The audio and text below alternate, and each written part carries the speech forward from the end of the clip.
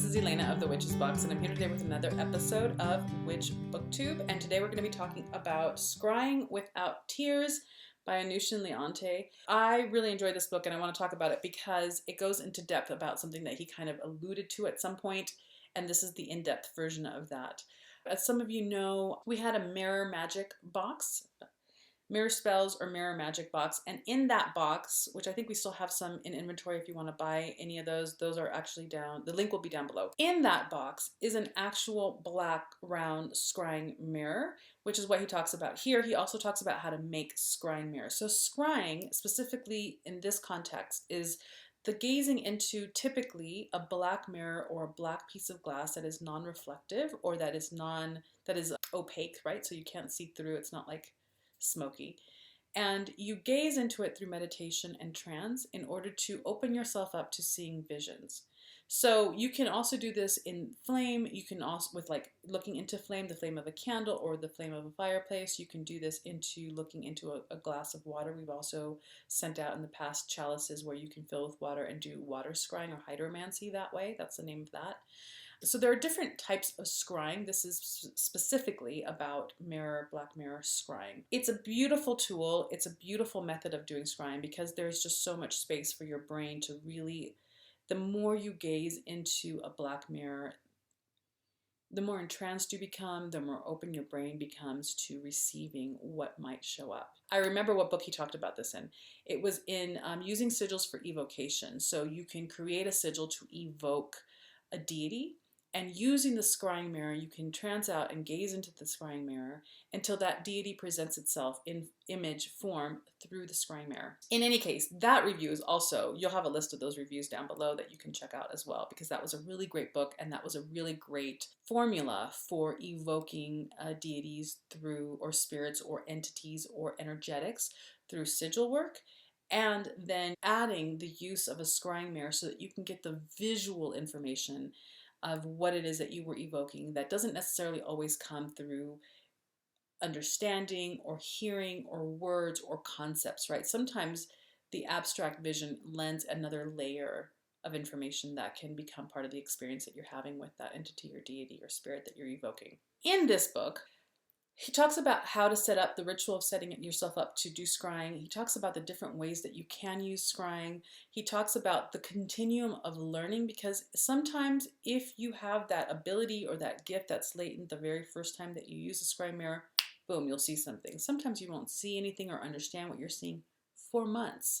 And if you've been watching these videos along with me or listening to this as I do these for you, you know that part of what I love so much about these books is that, and this is something that's part of chaos magic, it is the learning and the practicing and the studying, right?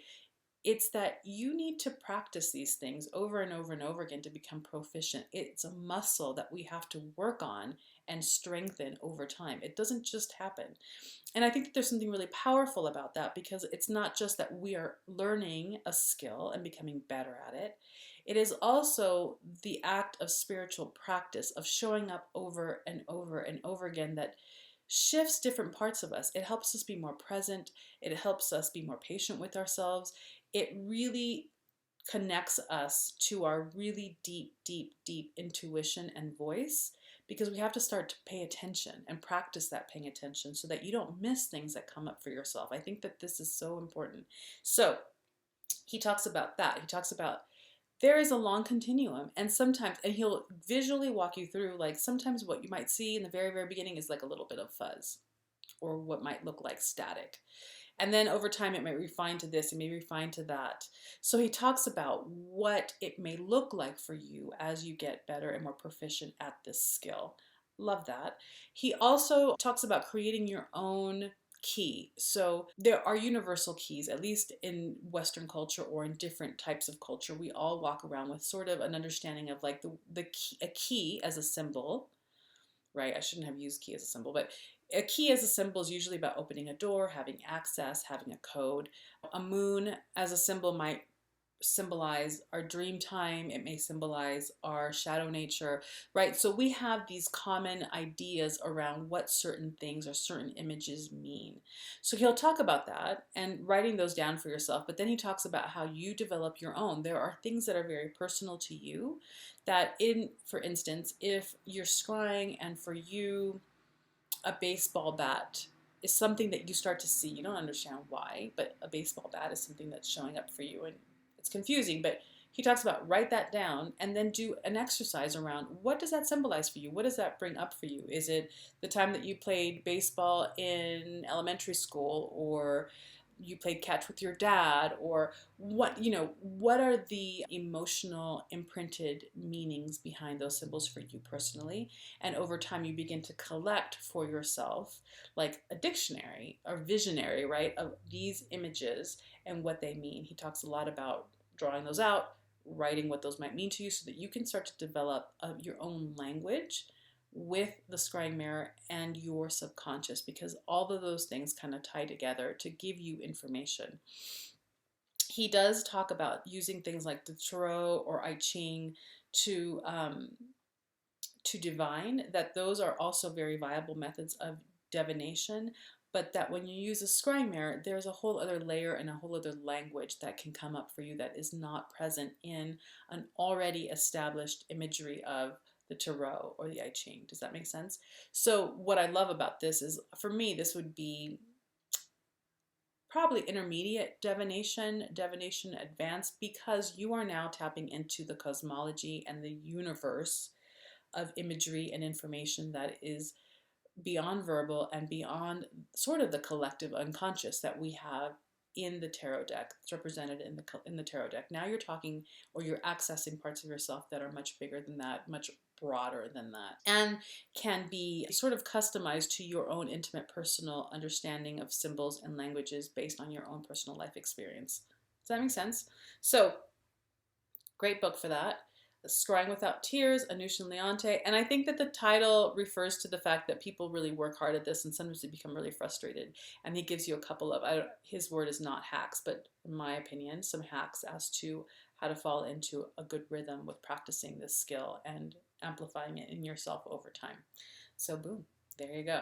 Scrying Without Tears by Anousen Leonte. Great book. I highly recommend it, especially if you are interested in scrying, particularly if you're interested in scrying. Again, working with sigils makes an appearance in this book, as do in all of his books at this point. And the link to where you can get this book is down below, as well as links to all the other videos that I have done reviewing his other books. Down below is also a link to our Witches Book subscription service that has just launched its registration, I think, this month. The first two books are going to be going out October 1st. And here's the thing. I know I've talked about it in other videos, but I'm so excited about this. I'm going to talk about it all the time. So this book subscription is all about deep witchy work. It's not going to be 101. We're going to go deep and into stuff. Okay? So you pay $30 a month. It's a subscription. It comes out of your account every month the way the Witches Box does.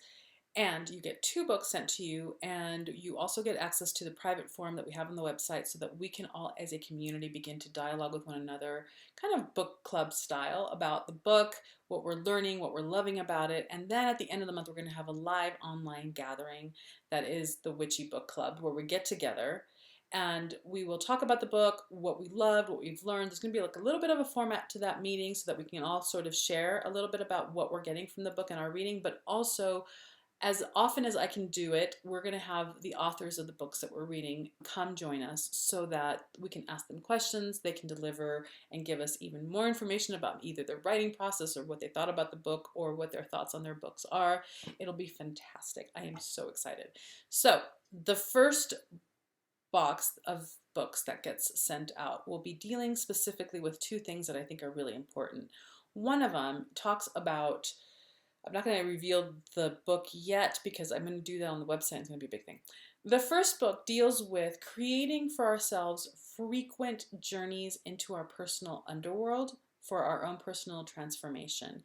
The reason why this is important is because we all go into our own underworld depending on what's going on in our lives. We get thrown in by grief, by loss, by betrayal, by hurt, by pain. Certain things throw us into dark periods of our lives. And if we don't have the skills to navigate those places in a way that will allow us to transform through that pain, we can get stuck there for a very, very long time, and it can stunt our spiritual growth, okay? And our psychological growth. But if we learn ourselves personally how to periodically, intentionally do journeys into our underworld to do transformative initiatory work,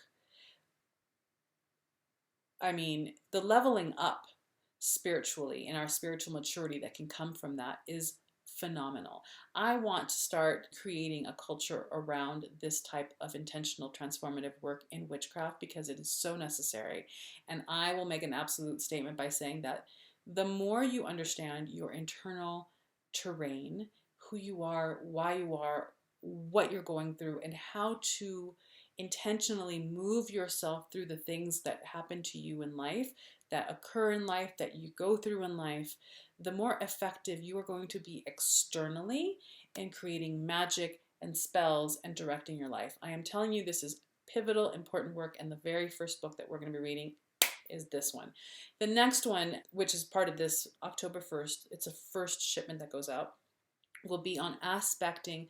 It's called Aspecting the Goddess, but it's really aspecting the deity or a deity. It doesn't matter what the gender or perceived gender of the deity is, but I think that this is a really, really potent, powerful tool to have and a skill for all of us to have that I don't see people talking about much anymore on blogs and websites and social media, which surprises me. It's one of the skills that I learned very, very early on in a path to priestesshood, because aspecting a deity is a very powerful tool for both running ritual, but also in your own personal transformation work. So we talk about evocation and invocation. This is a specific branch of that in a way that is very potent and powerful and can not only just lead to really intimate relationships with specific deities, but also creates, just by its very nature, intense transformation in us, in our souls. So those two books are the first books. I am not going to reveal the titles or the writer of it yet, but I will this week. The link to that is below. I want you to be part of this. I want you to join us. We're going to be reading and we're going to be learning and we're going to be doing it together. And I can't wait. It's like October can't get here fast enough. So there's that. Please subscribe to the channel, ring the bell. That way you know when these videos are coming out, and leave comments below about this book that I just talked about the subscription, whatever. I love talking to all of you. So that's it for today. I will talk to you soon. Mwah. Take care.